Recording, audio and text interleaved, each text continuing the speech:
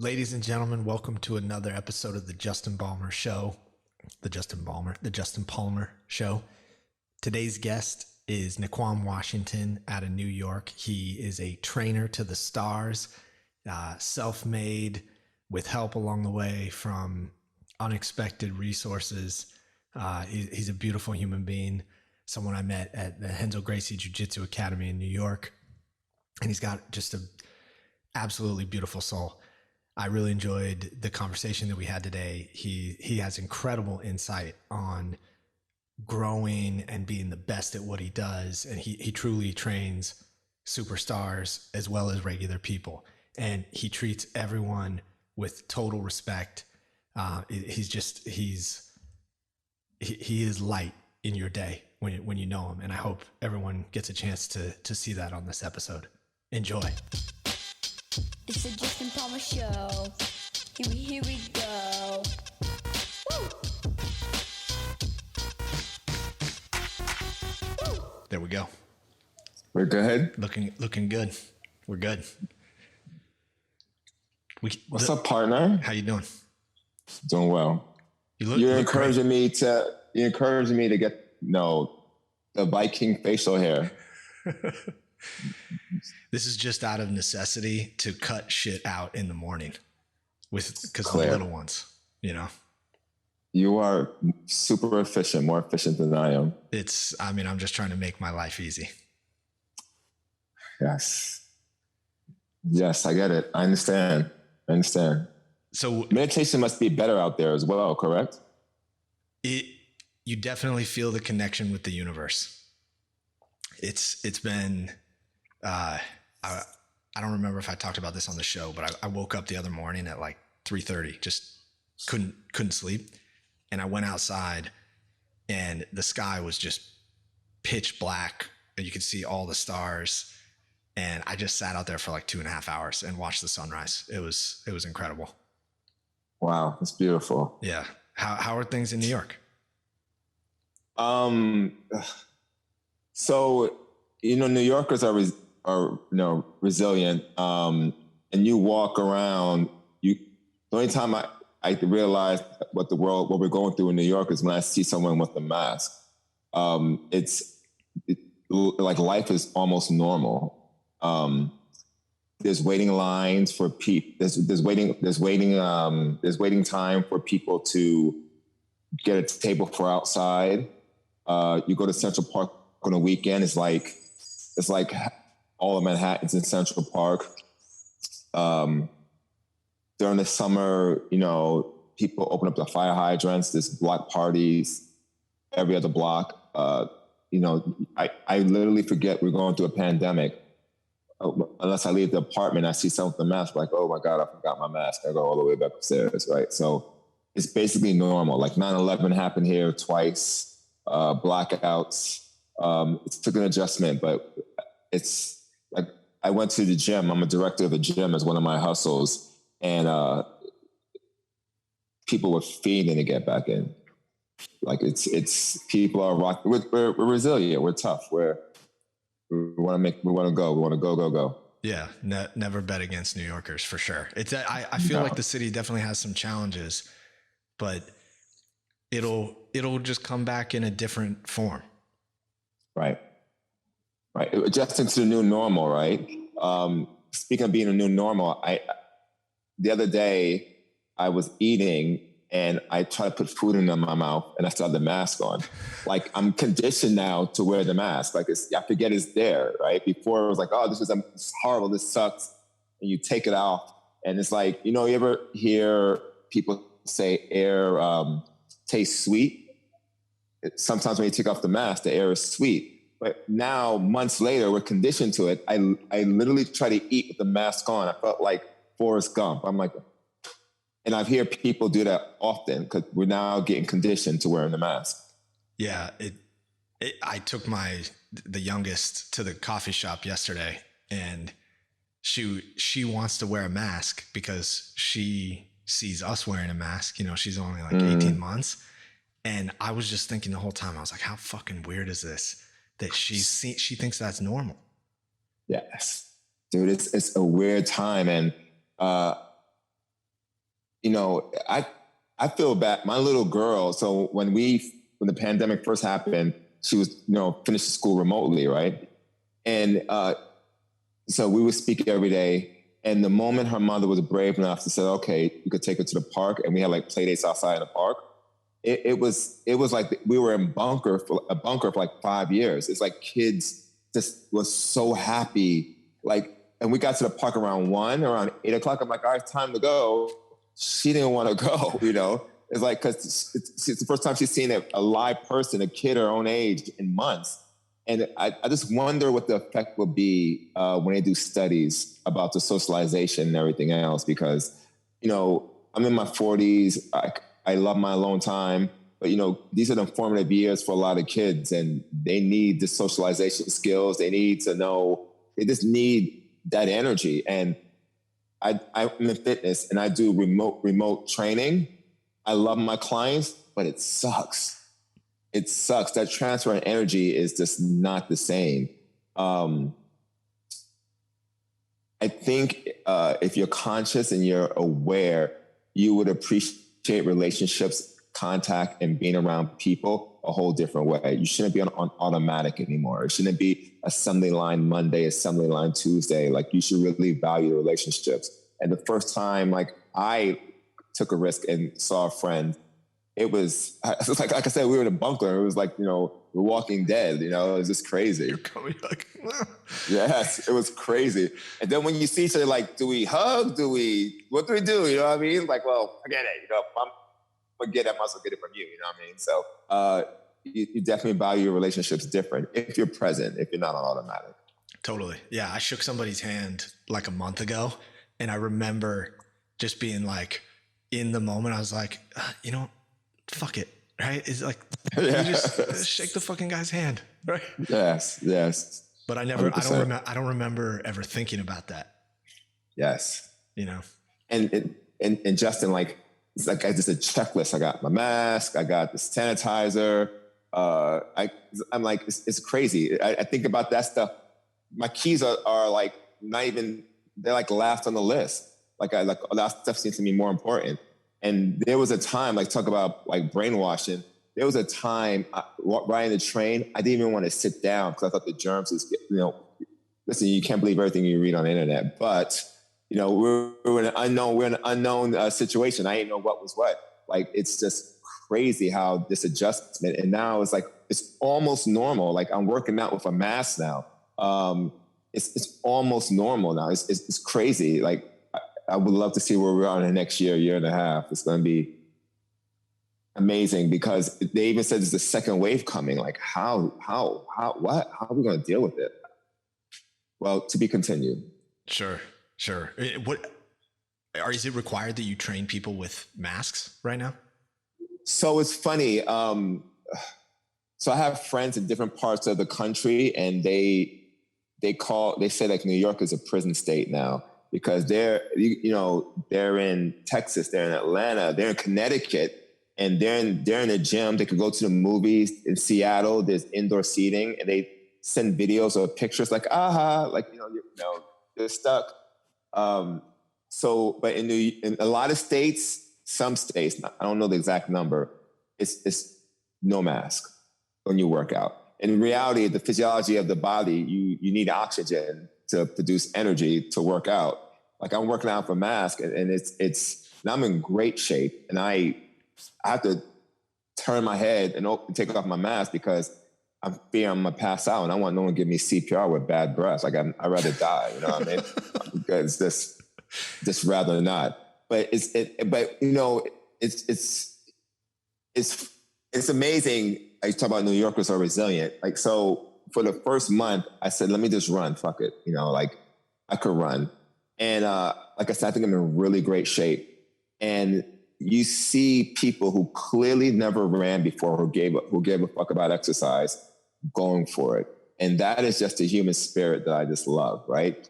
And then you see the same thing months later in the gym. These people have never, the only gym they know is a person, not a place, right? But they go to the gym and they're trying to make a difference for their lives. And it sucks because these people, reality is that they should be emphasizing it without a mask. They need it much more than I do, right? But they're going for it, and I really respect that. But the answer to your question, we wear a mask in New York, and it sucks. Yeah. I mean, I can't even imagine. I see people doing it on the street here, even though it's not required. And I'm like, I have no appetite for that. I'm just going to go. It's the fear factor. It's the fear factor. I'm running and I see someone coming opposite of me. They'll pull up the mask and they're like 50 pounds overweight. And I'm like, dude, I'm really great shape. You're going to be okay, right? Like you're worried about a mask. What about your cholesterol? Like, calm down. Like, make some major shifts. The fear-based narrative that's out there for people who subscribe to it is just crazy. Crazy. Yeah. Well, I don't subscribe to it. One thing I wanted to ask you too, because you have sort of a counter culture philosophy around training, which is you make changes to your body outside of the gym. And right. I think a lot of people focus on what physical work you can do, and then they forget about all the other stuff. So how did you get to that point? How did you develop that philosophy? So I'm lucky. For whatever reason, I was a free thinker always. And when I was younger, I wanted to be Batman. And I was like, Batman doesn't think like everyone else. He thinks outside the box. And the way the universe works, he started sending people in my life who were like-minded. And I got into fitness and I excelled accelerate at a super pace. Like it was super. And one of my mentors says, if you want to lead, you got to lead by the front. You want to be on the Mount Rushmore of anything you do, you got to lead by the front and always be the example. So any study I got or anyone who I deemed an expert, I became a sponge. And years later, I got into fitness around 25, I guess. Now I'm 45. It's like now automatic behavior. Like I'm ahead of, I'm conditioned to go ahead. Okay, it's like chess. All right, this was happening now. Clearly it's going in this direction. And I used myself as a guinea pig. And like a year later, the trend towards what I started a year ago. And I'm just lucky that it seems that I'm ahead of the curve. I became a free thinker, understand where the trends were going. And I just went before everyone else, before it was popularized, before it's a trend, before it's the thing to do now. Mm-hmm. So, yes. And when did you start training MMA? Oh, you want the long story? Yeah, of course. So I was raised in Japan. I tell the story a million times. I was raised in Japan and I had a black belt in karate. So I thought I was a badass, like, at katas and breaking boards. I thought I was the man. So I got into fitness and I had this little Israeli guy. I'm 5'10", I'm probably like 185 at the time. So this guy was like 5'6", 140. Now we'll always remember these words. We were playing around talking and he says, listen, man, I'll show you you're big for nothing. Now my ego just like, what did you say to me? So I was like, okay, let's see what you got. So jiu-jitsu, Justin. He swept me guillotine. He swept me triangle. He swept me mount me armbar, like over and over and over again. I'm like, what the hell is this? I need to know right away. So that had to be 2004, 5-ish. I went there. This is when Hensel Gracie was above a methadone clinic. And they had like fucking monsters. Like it wasn't as commercial as it is now, where, you got to sign a waiver. There was no waivers, dude. You went in at your own risk. And one of the nicest guy in the world, but he would make your lungs touch. He's such an animal. His name is Gene Dunn. So I still go in there for ego, right? Like I'm a white, bleach white belt. And I'm walking up in there against purple and brown belts, like twice my size. Like, you know what? I could take these guys. Gene Dunn gave me a guillotine that I remember the electrical, the current that went through my body It was like I stuck my finger in a light socket. Clearly I tapped. I'm looking up at the ground. I'm on the ground on my back, looking at the ceiling. And I was like, okay, clearly I'm not as bad as I think I am. And I'll do whatever it takes to get this good. And that's the measuring point for me, one of the points in my life where, it made me the man I am. Because you got to have a certain type of wiring to go to a martial art. And either you're the lion or the male. And I'm clearly still the male. But for the first few years, I was shark bait. It was really bad. But I loved it. I loved coming home and putting on icy hot. I loved that, I got better, a little bit better every day. I loved it when I went up against Gene Gunn and all these guys where it would take 45 seconds to get me. Now it took 55 seconds. You know what I mean? Like, I just loved it. I loved it. I loved it. I got injured really bad, like really, really bad, where I went to a doctor and he's like, you got to stop jiu-jitsu. And I'm basically crying in his office. Like, I can't stop. Like, there's no way I can stop. I can't, right? I'm crying in his office. Like, I'm not going to stop. And I got into Thai boxing. So now I do both. So that's my story of getting into Thai boxing. What was the injury? This guy did a judo throw and I landed on my neck and then he landed on top of me. So yeah, it was really bad. It was so bad, actually. When I got in the cab to go home, I had to lie on my stomach. Oh, I couldn't even sit. And yeah, and my girlfriend helped me up the stairs. She's like, you can't go back. What are you doing? Like, you can't go back. I'm like, I gotta go back. I'll be fine. I'll be fine. Do some icy hot. I'll be fine. I know that feeling well. Not as bad as a judo throw with somebody landing on my neck, but I've gotten guillotined a few too many times already, and it's been it's a journey. But what is it? Was that the start of your? You're a humble dude, right? You are. Since we met at Renzo Gracie's. Shout out to Renzo Gracie, of course. That's like church for guys like us. Yes. You're just you're an enlightened soul, and it showed from day one, just the light that you have in your eyes, and like you're always just that energy carries in whenever I see you, whenever I talk to you, and I was wondering, where did that start for you? Was it in martial arts? You want the long story or the short story? We got as much time as you need. No holds barred? Yeah, of course. Only real shit. Okay. So my first year, maybe 2 years of going to Renzo's, as I said prior, that had a little bit of ego because I had a black belt in karate. And then I'm learning some skills in Renzo's. So I wasn't a troublemaker, but I didn't run from trouble. So my upbringing, what I learned on the streets, the tough streets of Japan and then in New York, it was the alpha mentality. Like, you don't back down, you're confrontational, yada, yada, yada. So if there was some type of conflict, I try to handle it like a man's way, quote unquote man's way. Like, let's do it. Put back to back in 10 paces and whatever happens. So for a long time, I thought that was the way to be.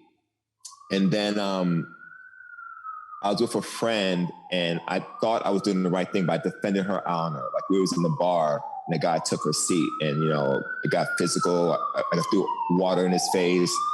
We went outside. I did what we did. I did what I did. And we got back to my apartment and the look on her face was like, what's wrong with me? Like, I did something wrong. And I'm like, what's wrong with you? I just defended your honor. She's like, you're an animal. Like, she called me an animal. I always remember, like, you're an animal. Like, what are you doing? Like, you know what I mean? So that was the first time I realized that, maybe my way of thinking of being a man is off. So the next week she came to me and she's like, listen, there's these classes. If you want to be together with me, you got to take these classes. Kind of like a Tony Robbins type class. At the time, it was called Advanced Education. So it started on a started on a Wednesday, and I went there, and Justin, it was fucking hard. It was like these exercises were designed to push your buttons and show you what doesn't work. It basically Tony Robbins, this is different, right? That type of transformational work, questions I would never ask about myself, reflect in the mirror. It was tough. It was so tough. I quit on Friday, me quitting on a Friday, and then they come back. And because it was just too hard. I wasn't the man I thought I was, and I was disappointed in myself. And I ran like a coward. It was tough because every day got progressively harder. And I'm like, fuck that, I'm not coming to Saturday. Like Saturday is supposed to be like super tough. And I just couldn't face it. But what made me go back, I didn't go back that Saturday, but the next time is every other month. So the next month it came in, I did it again, I finished it. The staff was calling my phone, and one of the staff members came to my apartment in the morning to try to get me to go back because it's like, this could change your life. And I never had people stand for me. Let me phrase that. I never had strangers who only knew me for 3 days stand for me the way they stood for me.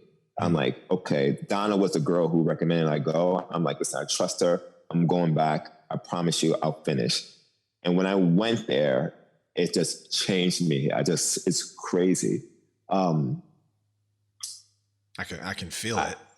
Yeah, I had to unlearn a lot. And it was tough because I was subscribed to this way of being a certain man, the rules of being an alpha. You know what I mean? Always be strong, no emotion, be tough.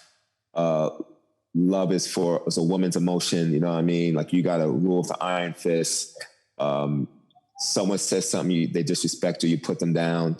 It took that weekend, that whole week, like really like destroyed my pillars. And that's when I realized there's something more. There's really something more. So I have an addictive personality. So I just jumped in like full blown. So I finished all 3 levels, and then I staffed like almost 4 years straight. Like almost every month I gave myself. So when you do these classes, there's the staff that volunteers. And but for you to volunteer, you have to do all 3 parts. Mm-hmm. And I knew I wanted to be behind the back table. I knew I wanted to staff. I just threw myself in there. And the things I learned on the back table, like made me the man I am. Like contribution, being selfless, being vulnerable. Those were the measures of the man I learned, like just giving. And it was the best thing ever. So yeah. So that's where it came from. Being in service. Yeah. What type of questions were you facing that made you want to quit? Whew. If you don't mind sharing. Not at all. Mommy and daddy issues. My parents, my mom, my stepfather, they weren't at the Huxtables. There wasn't no hugs and everyone's sitting down at the table eating, right? It was not that. My mother gave me up for adoption when I was younger, obviously, but she got me back. She got me back, obviously. And I remember I was like 6 or 7. I overheard her talk about my real father. She didn't know I could hear her. And that's obviously I put 2 and 2 together, like, Alan is not my real dad. So that came up a lot. And I thought like it meant nothing, but apparently it did. Do you know your real father? So funny. When I came back from Japan, the alpha in me, being tough and not showing no emotion, we met one time for lunch, and I had too much of an ego or held grudges. I'm like, it's cool. We had lunch, but I'm 16 now. Like, I'm good. You know what I mean? Like, it's fine. So I turned him away. So yes. So a lot of that came up. At the time, I wasn't happy. So I was doing a real amazing job in fitness, doing really well. But I had a girlfriend who, and I never finished college, so I should just say that before I go further. So all her friends had college degrees, and every other conversation was about college and degrees and where they're going. I felt inferior. So a lot of stuff came up, and I just left Friday. It was tough. It was tough. Were you facing like questions around your own self-worth and just like how, did you have those demons of like, why did my father not choose to be around? Yes, that wasn't as big as the vibration that me and my mother didn't have a good relationship. And so, like I said, she wasn't Claire Huxtable. And now that I'm older, I realized my mother, and we're great, we're good now, we're very good now. I realized now, being a father and being older, she did the best she could of the tools that was provided with her. Because, it's a generational thing. Like, it's her parenting was displayed. She got that displayed from her mother and father, right? And it's just handed down. Like we just do what we know, right? This generation, you and me and the next generation, we have it so good because they're breaking the mold of like the nuclear family. The woman can make more than the man. The man could be super loving and affectionate. You know what I mean? The man, like, I'm sure if you haven't gone through this, you will. Your little girl's going to paint your toenails, ask you to wear flip-flops, and walk outside with her. And you're going to do it. I have done it. I know it's coming. It's coming. I've seen enough hard-ass dudes in Henzo Gracie's with painted toenails. Absolutely, right? 15, 20 years ago, 30 years ago, that no guys really do. Small percentage of men will do that, right? They'll make some excuse. They throw themselves in work. So the roles where women stay home, kids, husband works, be the provider. Now the roles are changing. So I held a lot of that with my mom because, she played her role and it wasn't what I didn't like the way it looked. And I learned everything from being a man, whether it's right or wrong, on the streets through other knuckleheads. So like I said, I had to unlearn a lot. So the answer to your question was mommy issues. That's, I appreciate you sharing and being open. I mean, I can resonate with it as you know, right? Because I've faced those demons. Mine were more around my father choosing not to be around. And I just find it interesting that no one really tells you that you need to go look at this stuff, as an adult, right? It's hard to process as a kid. You can't, your brain isn't fully developed. So just don't even try, right? Just have fun, right? Try not to get in too much trouble. And it's just a similar dynamic where like, if you don't stop and take a look in the mirror and ask some really basic, but really important questions, I think you're going to end up looking back a lot and not understanding why you do what you do on a daily basis. Yes. Right. 100%. And like, whatever, it's funny because I was in two worlds, right?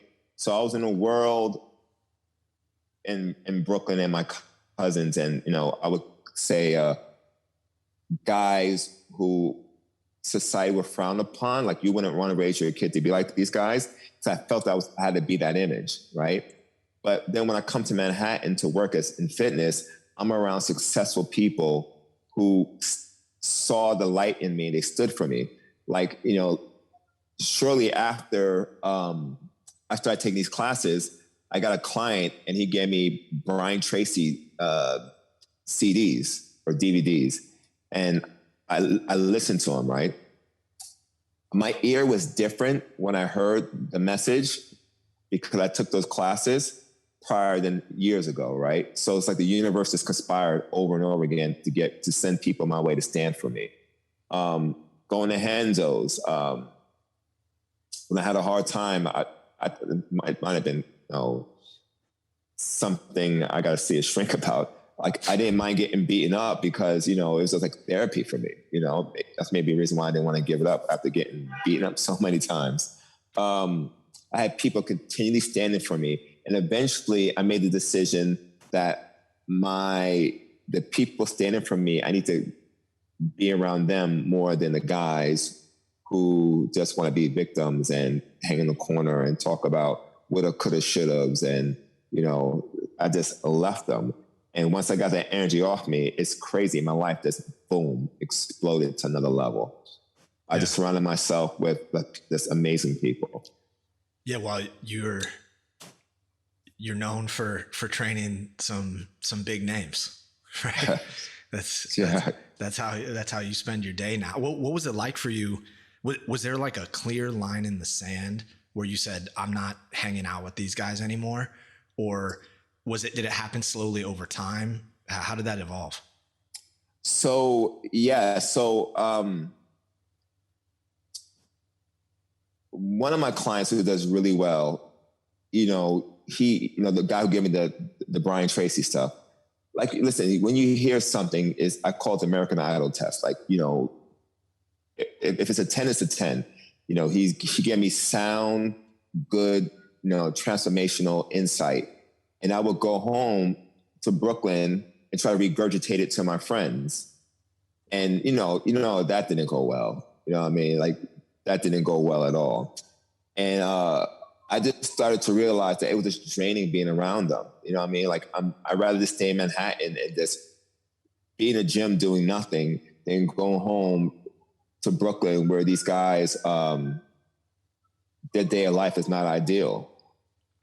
So I said to myself, listen, I'm trusting. I didn't say those words, but I'm just going to go for it. I want to be successful, laser-like focus. Nothing else matters. And I'd rather be successful like the people who I'm around now than be in Brooklyn with guys who are victims to society and, everything's wrong. The white man's against them. This is against them. That's against them.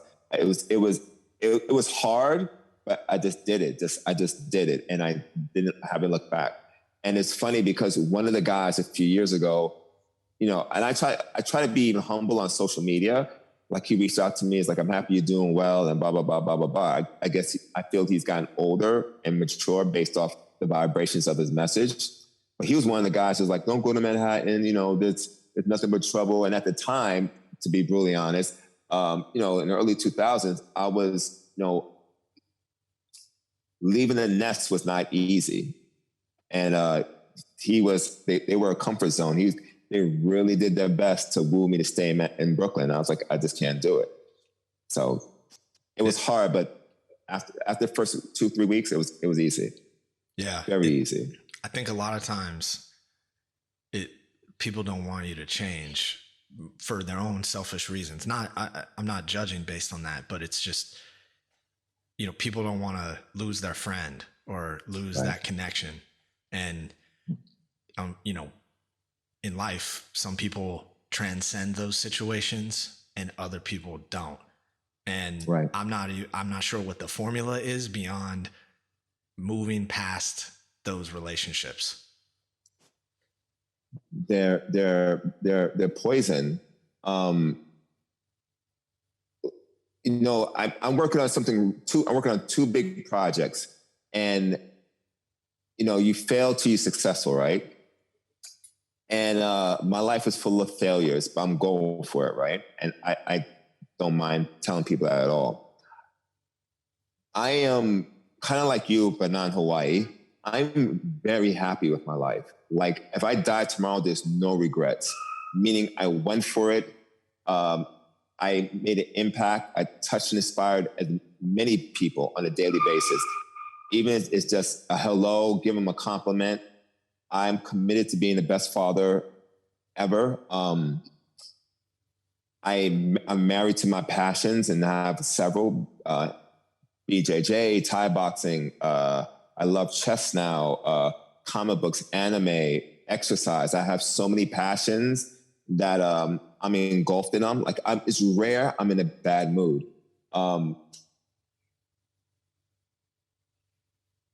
I have a life with no regrets. So if I was to not wake up tomorrow, that would be on my epitaph. I live the life with no regret. That's beautiful. Yeah. It's funny that you say, you know, you go from failure to failure until you get to success. And I can understand that feeling for sure, because even when you're doing things that other people see as successful, if it's not how you thought it was going to be, to you, it's a failure, right? Right. And it's interesting for me to hear you say that, because I see you and I'm like, oh man, you're training, you know, the stars for Daredevil and Marvel movies and P. Diddy and all these guys, right? And for your background, that's a 1%, that's a less than 1% chance. Right. What was it like to transition being around those people? Did you end up facing issues around your own identity of being around those people? No. So my first big break was working with the Knicks. So same client who gave me transformational wisdom, he gave me Dale Carnegie book, and I took it and I couldn't put it down. I'm like, I said something to myself. I'm like, I think these thoughts, but this book just makes it sound better, right? So I really gravitated to that book. So I started becoming a sponge for transformation. You know what I mean? Like, that's the first time I discovered Tony Robbins. This is probably 04 or 5 or 6, whatever. So I was getting all these transformational books, and I'm trusting the universe. I know there's a higher power. I hope this is, whatever, it doesn't matter. The way the churches speak and teach God, I don't know if I subscribe to it, right? The evidence I've come up with would suggest no, but I definitely believe in a higher power. I definitely believe in energy. I believe in the universe. The universe was sending things my way. I'm like, I'm just gonna follow the breadcrumbs. So one of the things I learned from this guy's name is Tom Fahad. I don't know what he's doing now, but he was very impactful for my life. And he said to me, whatever someone's paying you, you double the value in service. Make yourself irreplaceable. So I was training this lady, and she invited me to Justin's. This is before I started working with Puff. Puffy had a restaurant called Justin's. And the GM at the time, I got friendly with him, and he had knee surgery. And he says, I hurt my knee. Can you help me out? I'm like, yeah, sure. So he came to the gym several times, and he was a very nice guy. But the reality is I give him 5 hours of my time. I don't need your money. You know what I mean? Like, you know, I'm in it for the relationship. And so I said, keep your money. And he referred me to Penny Hardaway. And that's how I got the Knicks job. Wow. So at the time, I had a mentor. Tom was one of my mentors. And he says, whatever you're doing to attract what you attract in the universe, don't fucking change. Don't become a guy on the soapbox. Oh, I'm working with this guy and that. No one cares. Stay in line with the universe. So I did, you know what I mean? Like, I don't have to brag about it. I don't have to boast about it. I stay humble and I trust the universe. And based off results, it's just working. So just, you know, I just trusted the people around me, and, you know, the American Idol test, it sounded like great wisdom. So I held on to it, you know. Now it's funny because back then I was into certain people, be an alpha, be, you know, the gladiator, and don't take no shit, yada, yada, yada. And the people who are successful are like telling me, be humble, give great service, make yourself irreplaceable. And I just switched doctrines. And next thing you know, the universe just gave me crazy evidence that I'm doing the right thing. So it's easy to stay humble because I saw the results. Yeah.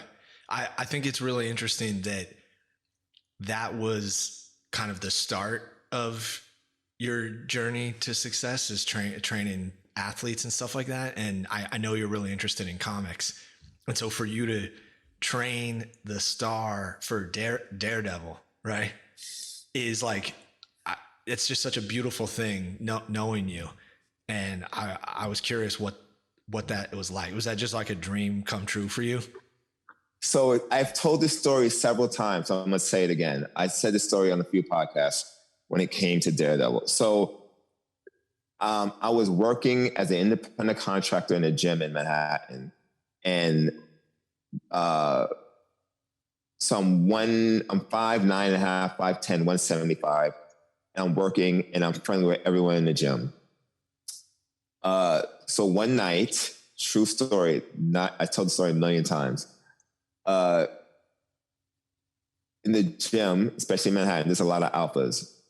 And I had a buddy named Leo, and him and this other trainer got into a physical confrontation, a verbal confrontation, right? They were in each other's space. So Leo, my buddy, tried to de-escalate the situation, but the other guy didn't want to let it go. Like he was loud. He was just really, he was me years ago. He was me like years ago. So it was clear Leo's not a fighter. He's not a troublemaker. And it was clear Leo he didn't want no parts of this. And no one was doing anything. So I said, fuck it. I walked up to the guy. I'm like, yo, listen, my man, he wants no more problems. It's done. All right, it's over. You win. He said what he said. And the old man came in me. And I said, listen, I'm going to take his beef. Whatever you have to say to him, you say it to me. We'll handle it, right? And him and I got physical, kind of. I clinched him and I swept him a little bit. Nothing really happened, but whatever. And the guy was big. He was like 6'1", 210. He was a big guy. So not like I was picking on him. They broke it up. People saw exactly what happened. They kicked him out the gym. The next day, I go to the gym and the manager calls me in the office. And we're talking. He says, listen, everyone says, what happened. You're a good guy. Don't worry about it. We kicked him out, blah, blah, blah. Then he says to me, he's a big guy. Like, you wasn't scared? I was like, nah, man. I go to Renzo Gracie. I'm good. You know what I mean? I do Thai boxing, jiu-jitsu. I am okay. 2 years later or 3 years later, same manager. He calls me into his office. He says, listen, I know a friend who works for Marvel, and they're looking for someone to teach someone how to hit the bag and do some moves from this show called Daredevil. Are you interested? And I'm like, do a fat kid like cake? Absolutely, right? So it's like, giving to the universe came back to me. You know what I mean? I did something with expecting nothing in return. And years later, being humble, being a good guy, this came back to me. That's because I stood for a friend, like the way people stood for me. That's incredible. And that's how I got the Daredevil job. That's how I got it. That's amazing. So, and what? Thank you, Renzo Gracie. Yeah. Hey, that's I feel like Renzo's is humble university every day. Yes, it is. It's humble university, and you go in there and you just stay open and learn, and you get comfortable with getting smashed, and you find a way through it. Yes. Like, you and I experience it, right? Like, you go with the best in the country and the best in the world. Like, you're not really worried about someone on the street. You know what I mean? It adds a humbleness to you. Like, I would be okay in most situations, and I knew I would be okay in that situation. Yeah. That's just an incredible chain of events to happen. It's the universe, my friend. I trust it. Dude, when I go down the subway and there's a train right there, as soon as I go down the steps, I say, thank you, universe. That's beautiful. Like, I could think of someone and get an email 5 minutes later. I say, thank you, universe. Like, it's so conditioned now. Like, thank you, universe. Thank you. It's just how it is. I fully trust the universe. That's amazing. I feel like that's a challenging place for people to get to in life. If they're open and see signs and they follow the breadcrumbs, it shouldn't be. As of you, like how you're doing in Hawaii, how you're getting out of the matrix, so you see things a lot clearly. I'm surrounded by people who are out of the matrix or they're deep into transformation. It keeps me humble, and I'm always actively looking for breadcrumbs. I could tell you a million stories, like a million. The other day, like during the pandemic, for example, I'm in fitness. Clearly, all the gyms were closed. Like, I didn't even ask this. Clients like, well, I'll just pay you for a year up front. Like, my people want to make sure they took care of me, right? Wow. That's just signs that the universe is taking care of me. Never ask, but that goes back to one of my foundations. Whatever they're paying you, you double it in service, make yourself irreplaceable. 4 or 5 years later, with the same client who does have so much, disposable income, we'll pay you for a year up front. I'm good during the pandemic. Like my birthday was in July. The tips I got was fucking crazy. I'm just trusting the universe. Yeah. Trusting the universe. That's amazing. Trusting the universe. Yes, sir. What, shifting gears and going back to something, what got you into comics? And I'll also, before you answer that, how did you end up in Japan? So my stepfather was in the military. So he actually died. He passed during COVID, not because of COVID. He had a stroke. He's been bad for a long time. One of the things that came up during my time in those classes, when I got a little bit older, I made up stories that my mother just married him to get out the ghetto. I just made that up, right? Because I felt that because he didn't give me, he wasn't the Huxtable, like I said.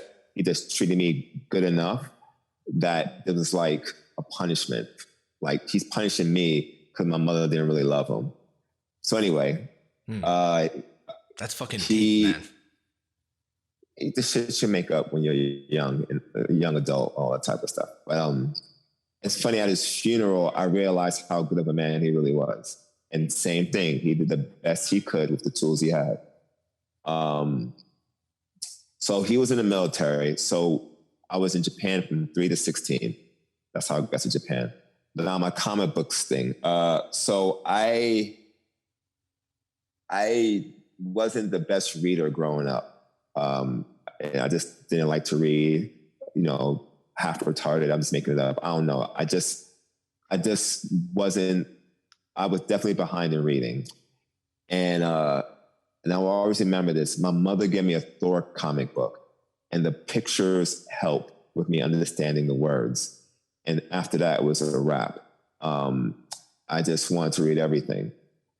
So me growing in Japan, it got me into martial arts. And I swear this is true, Justin. Probably to the age of 12 or 13, I thought I could be a superhero. I thought I could be Batman. I got into martial arts to learn how to fight like a superhero. I used to be in my backyard with a towel around my neck, a black towel. I cut out socks and cut socks to put on like a makeshift mask. And I was training to be a superhero. I was really, really, really training. I really thought I could be a superhero. Clearly that didn't work. I think you are a superhero, right? I think the universe gave you exactly what you wanted. You have a life being a superhero for everybody. Fair. I'll take that. I would take that. So thank you for that. That's what got me into comic books, and I couldn't let it go. And plus, being in Japan, anime is huge in that culture. So it was just easy. Like it was just a world full of fantasy, I was lucky because in Japan, I also played athletics, and I was really good. I was one of the better players in every sport I played.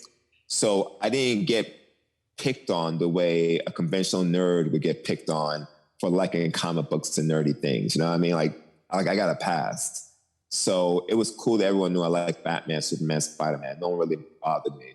Because I sat at the cool table during lunch, And the nerd table, they would make fun of them, but they would never make fun of me. So now, though, it's funny because I kept it, and I promote my nerd bill. My friends years ago would be like, Batman's not real. Well, why don't you grow up? I'm like, listen, man, you do you, I do me. And now it's popular to be a nerd. I get a text. So when Thanos got the glove and he got the 4 gems, what does that really mean? What does the 5th gem mean? You know what I mean?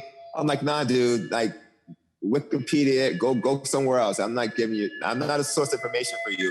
Remember, my friend, I wasn't cool enough. But you know the answer. I do know the answer. Dude, I'm a nerd. I'm on YouTube watching YouTube videos on comic books, powers, in-depth stories. I love it. Like I think, when one of the things I do to try to inspire people when I touch, move, and inspire I never ask somebody what they do for a living. I hate that fucking question. Sometimes when people ask me that, I just say I'm a stripper because I have a body for it. Like, I'm a stripper, and the conversation is just done, right? Like, I'm a stripper, like, yeah. But what I do ask them is, like, what do you need to make your day complete? What do you do in your day to make you happy? What are your passions?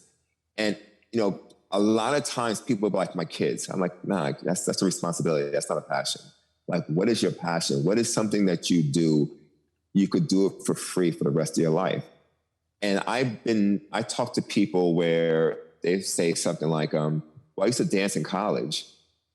I'm like, well, when was the last time you danced? They're like, in college. I'm like, how's your life would be different if you dance once or twice a week? You know what I mean? And they'll say what they say. And I'm like, I hope you start dancing soon. And then a year or so later, you see them on Facebook and they're doing a dance contest, you know what I mean? Or they're dancing on the beach. Like, those things are immeasurable. It's not all, it's just I love making people smile and push them in direction to make them better, to inspire them, to do something different. That's incredible. And that simple question, what is your passion? What do you do? What do you do to make you happy? And a lot of people don't have an answer. They don't. Another question I ask is, if you could take someone to dinner or lunch, alive or dead, who would it be? And people struggle with the answer. Like, they struggle. I'm like, this world is bigger than your apartment in your house. You know what I mean? Like, pick up an autobiography. You might be inspired. Like, who inspired you? One of the best answers I've gotten ever was this one young lady. She said, if I could take anyone to dinner or lunch, alive or dead, it was my grandmother, because I appreciate her the way I should have when she was alive. You know what I mean? And I just simply jumped on that and be like, no, now you need to value every relationship, Totally. Like, yeah, those conversations are immeasurable, right? It's so, what do you do for a living? I have a friend, where I got that from, a friend of mine. He's like, I hate that question too. So when someone asks him, what do you do for a living? He says, paper. I'm in paper. there's no comeback. Conversation's done. I'm in paper. Like, paper, what do you mean? Like, I make the paper, you're reading books. I'm in paper. I love that. Nothing. I've been thinking about, I read MetaHuman about a month ago, and I was like, I actually got it because you told me. I have the audio. Cool. Let me know what you think about it. There's another level, Clear. There's another level. And after reading it, I was thinking about that too. People in Hawaii don't ask you what you do very often, by the way. That's like, it's definitely a New York thing. Right. Or more common, big cities. And I was like, I'm just going to answer I am and drop the mic and see what people say. Nice. Why not? And my wife's like, why would you make people uncomfortable? I'm like, I'm just saying what is true. Right. I am. And what's the response you've gotten? Like, the look, the conversation afterwards? We're on lockdown. We're on second lockdown, so I haven't been able to test it. That's awesome. That's awesome. One of the things I hope to happen, like, to reboot, these conversations, is that you deal with the people's substance and their character, not the occupation, right? Because the reality is most people hate their job. So that question is almost irrelevant. Like, what do you do for a living? Oh, blah, blah, blah, blah, blah. Oh, do you love your job? Most people will say no, right? So it's really not the job. It's like whatever, right? Even out with the Knicks, like, these guys are extremely talented and they get well compensated. But few love their job. Few is a Kobe, right? Few is a Kobe. Few is the guy who wants to be the first in the gym, last out. Few is a guy who wants to be a winner. Few is a guy who understands that they're in a blessed situation and make the best of it. That's why a lot of these athletes go broke, because it's just money to them. It's not a passion. Like, it's just a job. Yeah. It's a means to an end. Yeah, that's it. That is it. So yeah, I think the more passions people have, the better it is. And I hate when people ask me that question. So if you're listening, don't ask people that question. It's very shallow. It is shallow. It's almost insulting, actually. Well, I think you can challenge yourself to be more creative and come up with a question that nobody really asks, right? And like, what's your passion is one of them, right? I mean, I think it even, I'm answering the questions in my head as you're answering them, right? And this is what I'm doing right now is a response to that, because I wasn't enjoying the day-to-day of what I was doing before as much. It was just a thing. It was like, okay, I'm doing this until I get X, which X is irrelevant. You realize as you get older, there's no amount of money that will give you freedom. Zero. Right. The freedom is created within. And once you feel that freedom within, your life takes a totally different trajectory. You're so on point, because when I write my goals down, like clearly, if, when all is achieved, my residence will change. I will have a nice car, right? But mostly all my goals is the same shit that I'm doing now. Just I'm doing more of it. You know what I mean? I collect comic book artwork, so I want more comic book artwork. You know what I mean? I want a bigger TV to watch anime. You know what I mean? Like I want to spend more time with my little girl. Like nothing's really changed. It's just more of the same of what I'm doing now. I learned working with these celebs. If you're an asshole and you have a lot of money, you're just an asshole with money, right? Money doesn't change you at all. It just makes you more of. And I've seen it all over the place. So nothing's going to change with me. Like I said, I have a bigger apartment. I might have I'll have a nicer car, but I'll be the same dude, still working out. My comic book collection will be vast. My toy collection will be vast. My art collection will be vast. My TV will be bigger. I don't know what else I'm gonna say. Like, I might go to Thailand to train Thai boxing. Like nothing's gonna change. Like I'm not gonna buy $100,000 watch. Like I don't give a shit. I could look at my phone and get the time. You know what I mean? It's ridiculous. I'd rather do something more constructive with that money. But if you do that, I'm not knocking your hustle, but I'm not gonna change. Yeah. I am not gonna change. I think that's a function of going through the work on yourself and looking in the mirror and asking those tough questions, because I've noticed that too, where I was like, making money didn't fulfill me the way that I thought that it would. And then you start peeling back layers. And I've been out here, one thing, I'm doing like crazy shit. I'm just like experimenting with my life at this point, where I'm like, I'm not wearing a watch to track my heart rate and my mileage anymore. I'm just going to fucking run. I'm just going to see what it feels. And I'm like, okay, one day I'm going to put on black sweatpants and a black hoodie and sweat this motherfucker out in 95-degree weather at high noon, 10 miles ish. I don't know, roughly. And as you peel back those layers, you're like, I already have everything that I need. There's nothing, those incremental things. It's great. They're nice to have, but none of those bring you fulfillment.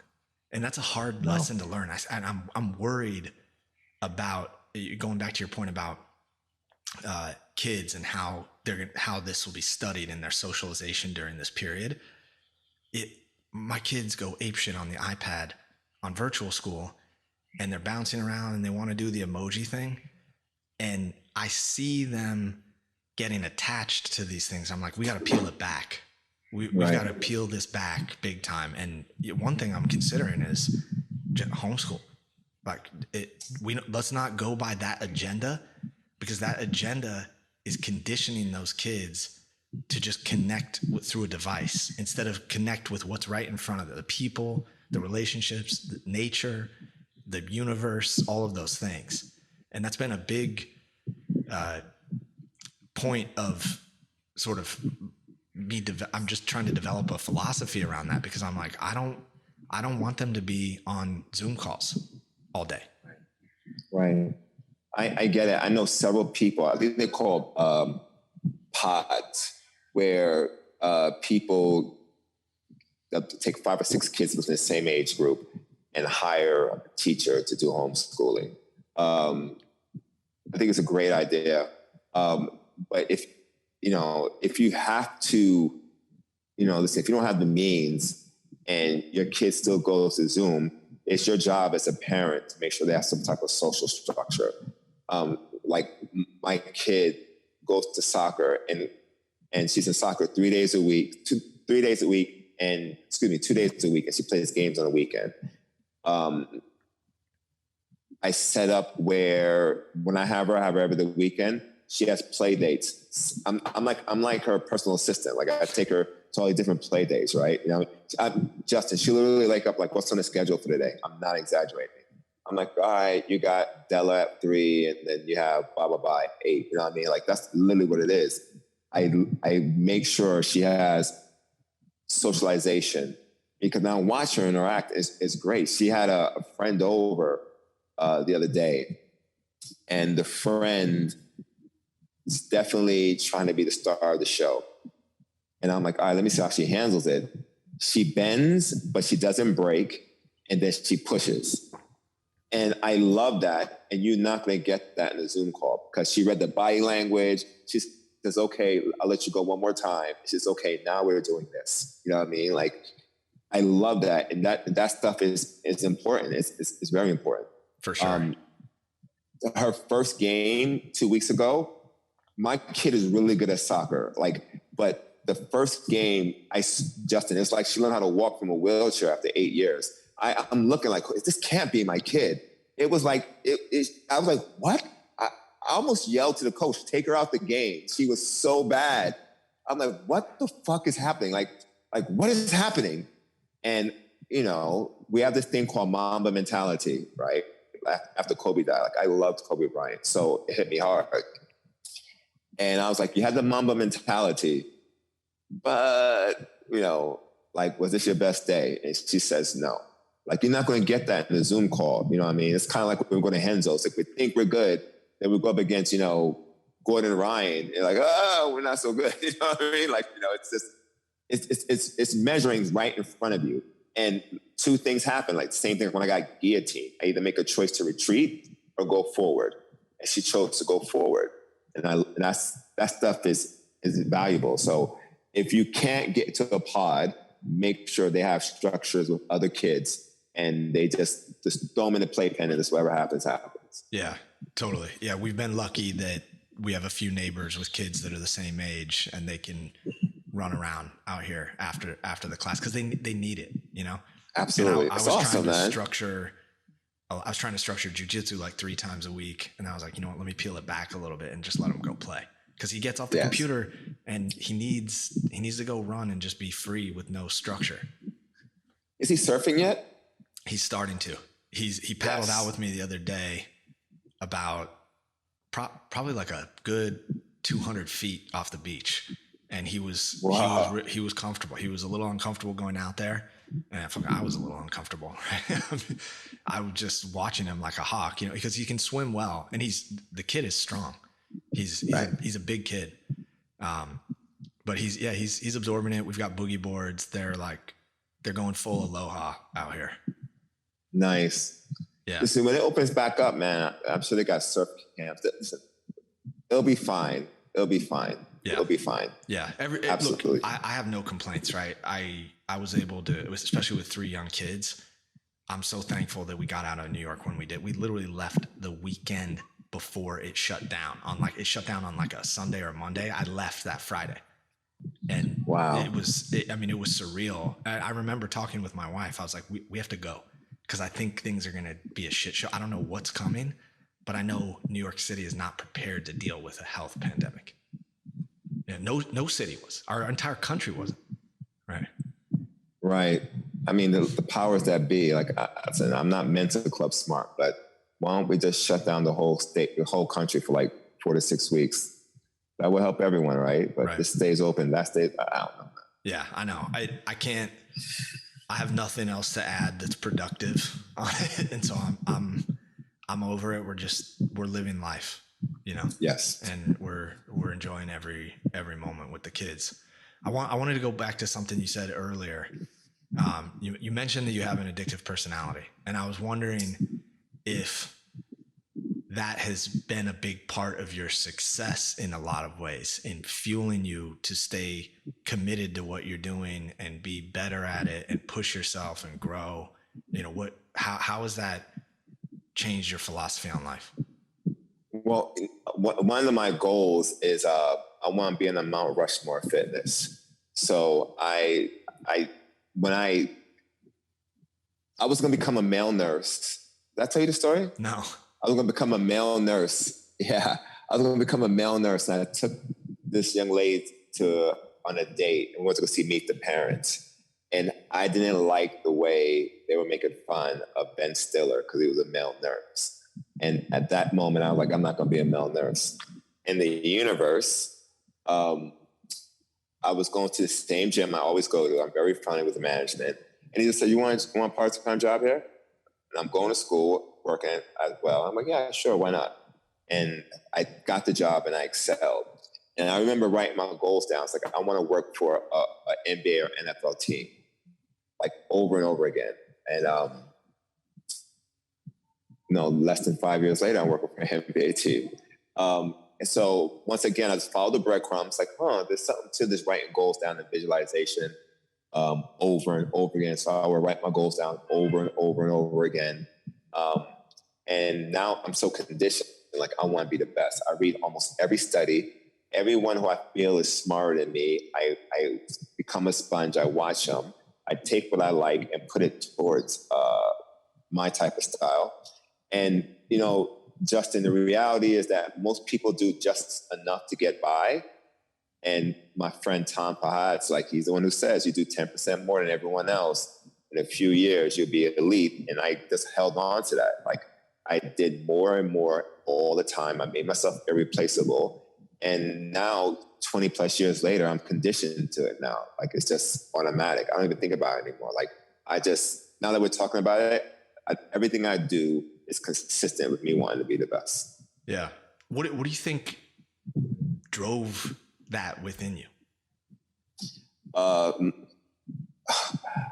At the time, I wanted the vanity. I wanted the title. I wanted the cars. I wanted this. I wanted that. So it was a money thing. I wasn't making enough money. And for me to make money legally, I had to work my ass off. So whether it's wrong or right, that's how it started. But then it just shifted. Like when I was hanging out with the wrong type of guys, and I chose to hang out with the good type of guys and girls, I made that choice. And once I started getting to transformation, I realized I could leave those things behind and still want to be the best and just change my focus on it. Now I just want to be the best. Like, one of the things, another question I ask is, when you die, how would you be remembered? And it's fucking amazing how people just literally say, I don't know. I was a good friend. I'm like, yeah, like sure. After they say you're a good friend, like, when's the food being served? Like, how do you really want to be remembered? And a lot of people don't think about that because they're on automatic, right? I want to be known as a giver. I want to be known as an amazing father. I want to be known as one of the best in the business, right? And my actions are consistent with what I want. And I'm clear I'm not an automatic. Like I'm clear. And so Justin, your answer is like from years of wanting something, writing it down, visualizing it, 20 plus years later, it's just almost automatic. Like, it's just, I know no other way. Like, even like during the pandemic, you know how people say, if I could be home for a month, I would love it. Life would be great. After fucking 10 days, I was dying. I need to do something. I need to do something. This sucks. You know what I mean? Like, this fucking sucks. I remember one time I was like, all right, I'm gonna write down everything I'm gonna do today and I'll be productive. I had a whole list of stuff. I started around 7 to 8 o'clock. At 3 o'clock, I was like, holy shit, it's only 3 o'clock? Like, oh my God, like who wants this life sitting home doing nothing? It's no way. So years of conditioning, working hard, visualizing my goals. That's the only way I know, man. I started in my early 20s. It's the only way I know. And I try to, and I give it to my little girl. I have my little girl write her goals. I have my little girl talk to herself in the mirror, says she loves herself, talk about her attributes, and it's not about aesthetics. You know, she always ends the conversation with herself is, I'm a good leader. That's how she always ends it. You know, I'm loving, I'm compassionate, I'm funny, I'm smart, I love my friends, and I'm a good leader. That's how it normally goes. That's how she normally ends it. Those qualities, once they're ingrained in you and you're conditioned, everything you do is just consistent with what you believe in, especially about yourself. Yeah, absolutely. And this is kind of a cliche question. Do you have days where you show up and you're training movie star X and you're like, fuck man, I got to pick myself up. You know, like we've had those times where we see each other at the gym and, you know, I could tell in a half a second, something's off. Right. And everybody has those moments. What do you do when you've got to go, it's showtime, right? So, it's extremely rare I'm not turned on. Like I said, I've been doing it so long. Like I have a ritual, right? Like I have a little mantra, like, you know, like show up, give the best session possible, and your name will grow. That's all I always say to myself, right? And clear, there's some days my sessions are not as good as others, but they're always quality. They're always fucking quality. And the evidence for that is, you know, when people say, I'm going to pay you a year because, you know, or I get amazing Christmas tips or birthday bonuses, you know what I mean? I'm always on. And that goes whether you're a celeb or not. Like during the pandemic, I didn't really suffer at all. But years of conditioning, like it's not overnight, over and over again. Like, you know, the Kobe Bryant thing and the Michael Jordan thing, it's consistent, right? That everyone thinks they're amazing, great, which they are. But, you know, years of, even after he retired, he's in the gym at 5 a.m. He's just conditioned to be there, right? He's conditioned to be there. I saw Michael Jordan during the pandemic, I believe. Excuse me, it might have been last year. He's playing pickup basketball. Listen, granted, he can't go to the NBA, but he's still putting it on, guys. You know what I mean? He's still talking smack. Like, you know what I mean? Once you have it, you're not going to let it go. Totally. You're just not. It's not. Yeah. That reminds me, I was just listening to Rogan and his recent interview with Mike Tyson. And man, to watch that guy on video he's in his 50s and to see him move like that. And he was talking about, I don't know if you've heard that one. I think it came out the other day. I would strongly recommend listening to it because Tyson, he's just got it. They go into like, when did you feel comfortable sparring again? He's like, after the first time, he's like, I got rocked a few times. And I was like, fuck, I don't like this. Right. Yeah. And then he just goes back at it. It's pretty incredible. Yeah. You're consistently who you are, but it things you consistently do. Yeah. Like that's the reality of it. Like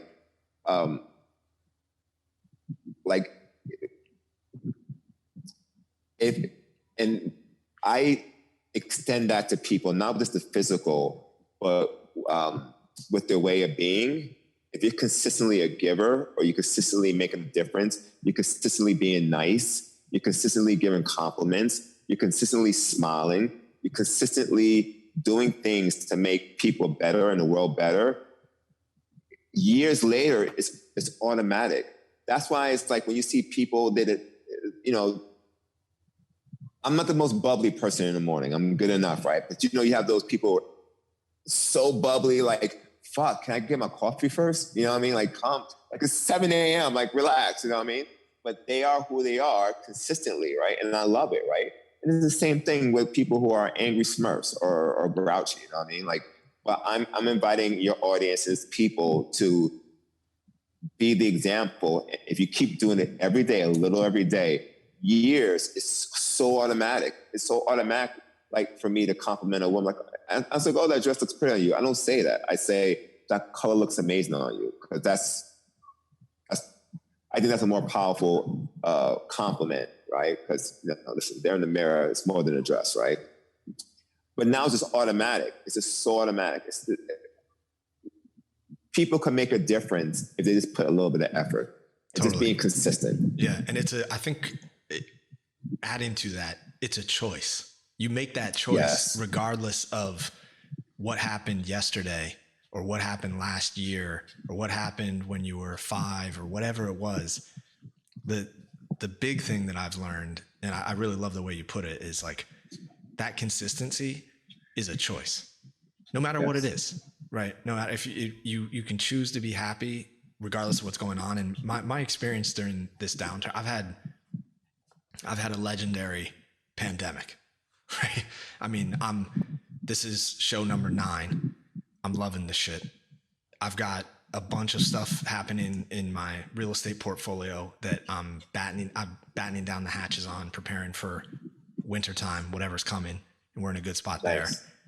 And I think the other component to it of being consistent is consistently asking yourself what you love to do, who you are, what you love to do, and playing from your heart. Where if you're connected from your heart and you're loving what you're doing, that's when you see all the connections in the universe start to magnetize for you. You know? I don't know who said it, but if you do what you love, you'll never work a day in your life.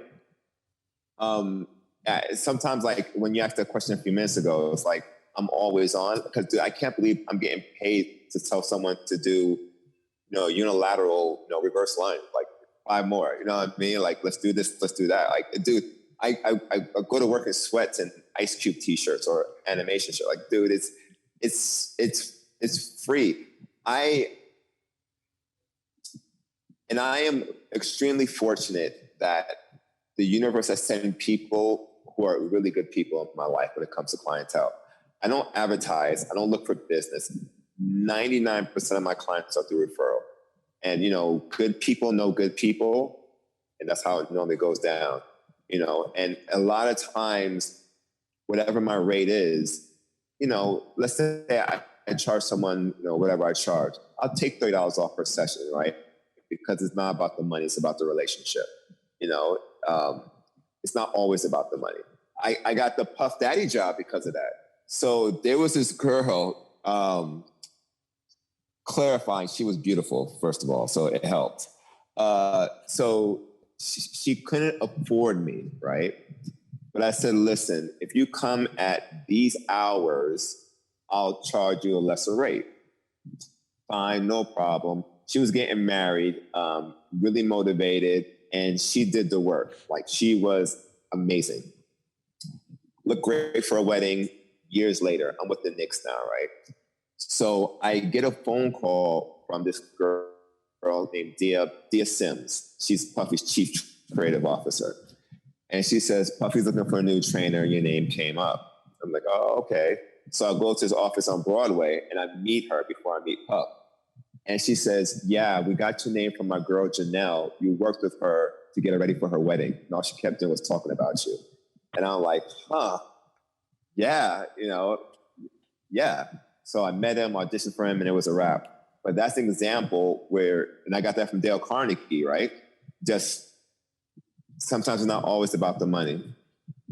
She has good energy. Her why was big. I said, you know what? I create a win-win by taking less, give her the same service I would give anyone else. And years later, this is what happens. And that's another name I could use to change my life. You're giving me goosebumps, man. You by the way, you gave me that book. You gave me that book. Did? Yeah. Really? Yeah. I bought that book like probably for at least a dozen people, at least. Yeah. You gave me that book. I love buying books and giving it away. I love it. It's a great gift. That's one of the best gifts you can give. I've read it one and a half times. I read each chapter twice, like he said, for the first, I think all but like 2 chapters. Yes. Damn, dude. Justin, I've done that so many times. I forgot I did that for you. Yeah, it's beautiful. I just love it. And that's another question I ask. Like, what book have you read to change your life? People are like, oh, I don't get to read. I'm like, come on, you can read 5 pages a day. No one's that busy. Man, I've been reading so much during the pandemic. I increased it from like 30 minutes to 40 minutes a day. And that 10 minutes, I'm powering through books. I mean, that's an extra hour a week plus, right? And I wasn't for over a decade. I wasn't reading anything but stuff related to industry, right? And yeah, that's powerful stuff, man. Someone told me if you read 10 pages a day, that's 11 books a year. I would recommend reading anything per day, you know? Right.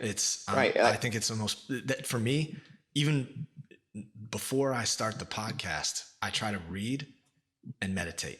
Just keep it simple, right? Just get in, even if it's 15 minutes of reading. If it can't be that whole chunk, I'll just chunk it down because it just puts me in a different mind frame to have a conversation.